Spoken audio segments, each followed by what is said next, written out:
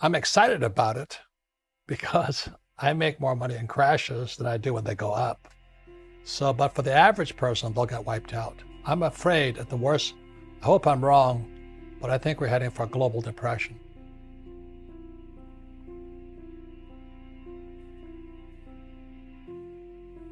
I made more money after 2008 than ever in my whole entire life. I'm going, no, I'm excited. I mean, it's going to be bargains everywhere.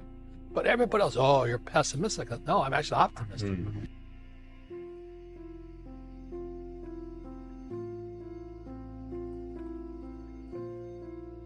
But I don't flip property. I don't buy low to try and sell high. I don't buy, I mean, sometimes on stock I'll trade. I've made more money in the last 3 weeks. But after, when the market crashed, I moved about $500,000 into the market and made about another $1 million off of it.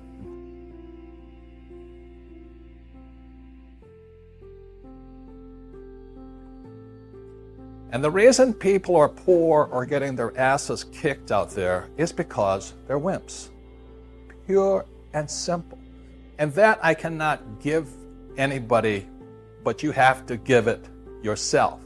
If you're a wimp, grow something. You know what I mean? Either a backbone or some gonads if you're the male race, sex, you know. You have to do something. So I'll tell you, back in 1987, when that stock market crashed, I still remember it was 87. I was in Honolulu Airport. I was flying in from Sydney, Australia. And I get up and they say, the market has crashed. Oh, I'm on the, you know, this is before cell phones. I'm on the phone going, the market crashed. I dropped to my knees, broke out the rosary beads, even though not Catholic. Took laps around the beads, say, thank you, God. Thank you, God. This one is crashing. And for those of you who remember 87 and old enough, it wasn't just subprime crash. It took out the entire savings and loan industry. I mean, a whole banking system collapsed, and the savings and loans collapsed, just got taken out. And it was taken out by an 86 Tax Reform Act. And the 86 Tax Reform Act basically screwed professional people, doctors, lawyers, and accountants. It took this phony tax-based write-off system away from doctors, lawyers, and accountants, as they should. They have no business being in real estate. Just took them. So this market just kept crashing, and I kept saying to Kim, yes. So it was 87, 88, and it just got worse. And that's in 1989, at the height of pessimism, or the depth of pessimism, I said, yes, this is it. I'm gonna get rich now. Everybody was crying the blues. And as Buffett always says, you always buy when the bears are selling. And when the bears finally give up, that's when you go in. I made more money after 2008 than ever in my whole entire life. I'm going, no, I'm excited. I mean, it's going to be bargains everywhere. But everybody else, oh, you're pessimistic. No, I'm actually optimistic. I'm excited about it because I make more money in crashes than I do when they go up. So, but for the average person, they'll get wiped out. I'm afraid at the worst, I hope I'm wrong, but I think we're heading for a global depression. And now the good news is that for those who are prepared for it, like you and things like this, you'll do better. If I know these bad times are coming, I'm a regular guy, what else do I do to position myself better? As a world, I've never been here before. And so is it a spooky time? Damn yeah, it is probably the most dangerous time ever. There's nothing to compare it to because there's never been a world economy before. For example, 100 years ago, if there was a stock market crash in England, it didn't affect anybody. But now the US market goes down, the world goes down. So plus with social media and all this we're doing now, and so we've never been here before. I'm excited about it because I make more money in crashes than I do when they go up. So, but for the average person, they'll get wiped out. I'm afraid at the worst, I hope I'm wrong, but I think we're heading for a global depression. The economy stays down, it's hard to come back up. And now the good news is that for those who are prepared for it, like you and things like this, you'll do better. See, not everybody dies in a plane crash. Well, some plane crashes. But the last crash in 2008, I was on Wolf Blitzer's program 6 months before Lehman Brothers went down. And I said Lehman was going down. And nobody listened, but it went down.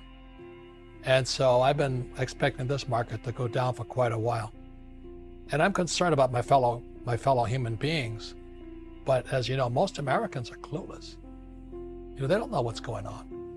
But if you travel the world, I just got back from Africa and China and Japan and New Zealand. People are scared. Australia hasn't had a recession in 30 years. It's in recession. But Americans are fat, dumb, and happy, having a good time, which is good.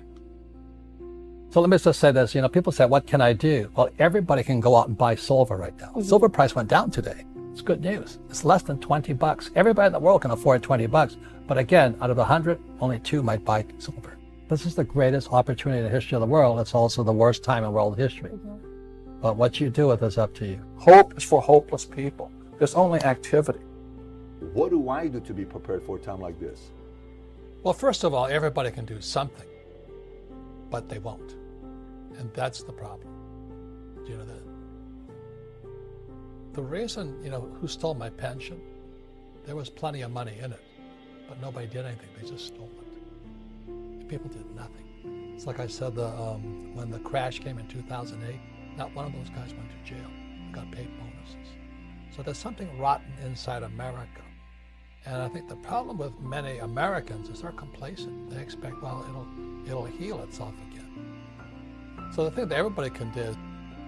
So one is some kind of a precious metal for money as a form of investment, long term. No, it's not even an investment. It's an insurance policy because the dollar is going to go down. So you buy it and you resell it, or you buy it or you keep Just it? Keep it. So what else can I do today? If I know these bad times are coming, I'm a regular guy, what else do I do to position myself better? Well, what a person does is what they can do. And since the average person has no financial education, they can't do much. So I can short the market. I'll make more money as it shorts coming down. So I'm looking forward to it. But the average pensioner, they're handcuffed. They can't get out. If they take the money out, they're penalized 30%. They screwed everybody. That's Wall Street, the government, and all these guys. So what can I do?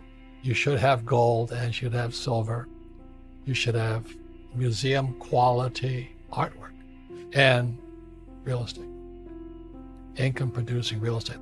Another friend of mine, he moved up to, he was from Seattle, excuse me. He had a big house, his kids all moved out. So he converted the kids' bedrooms into 1-bedroom apartments. So he put a kitchen and he put a toilet inside his little bedrooms.